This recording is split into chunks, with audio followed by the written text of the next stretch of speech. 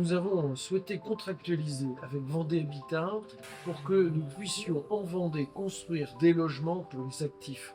Nos entreprises ont besoin d'accueillir de la main-d'œuvre ici en Vendée. Nous souhaitons que nos entreprises puissent continuer leur développement et c'était une condition sine qua non. Pouvoir est à la hauteur d'une démarche qu'on a appelée contractualisation, un enjeu fort, celui de pouvoir doubler dès 2022 la production de logements, donc passer de 200 logements par an à 400 logements par an. 400 logements qui sont construits majoritairement par des entreprises vendéennes, des artisans de chez nous.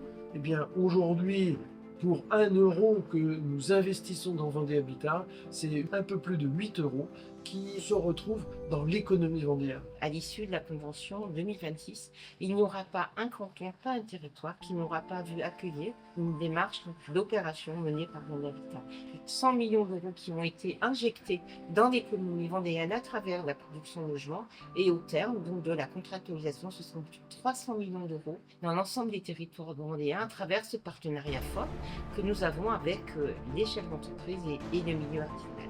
Pour nous, c'est les appels d'offres. Vendée Habitat, il est très vigilant qui sont à l'outil, ce qui permet à beaucoup d'entreprises d'y répondre, quelle que soit la taille de l'entreprise. Les chantiers sont répartis sur toute la Vendée, en fonction du besoin qu'il y a sur le logement.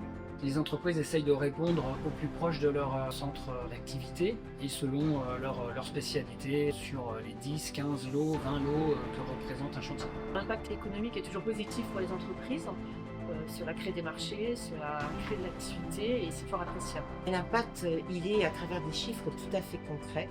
35 millions d'euros par le département versés à Vendée Habitat, aujourd'hui 1200 logements. Une volonté forte, c'est de pouvoir répondre aux demandes des actifs, des entreprises qui ne parvenaient pas à recruter parce qu'ils ne parvenaient pas à loger leurs salariés.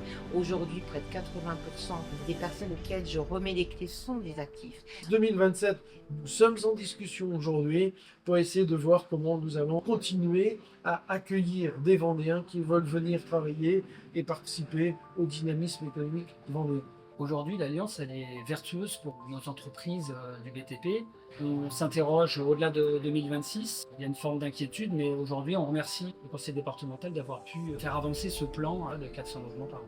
Plus de 400 logements par an en Vendée, ça prouve qu'il y a un réel dynamisme, ça prouve que la Vendée attire encore des jeunes actifs et sait aussi garder ces actifs sur le territoire vendéen. Et nous, comme entreprises, dans le cadre de nos recrutements, nous en avons besoin. Mais nous avons pu aussi favoriser en particulier ce savoir-faire vendéen. Je veux parler du béton Hoffmann décarboné, ou puis la biofibre qui est produite par nos agriculteurs vendéens. En même temps que nous faisons travailler nos artisans, nous participons à la promotion aussi des belles réussites vendéennes.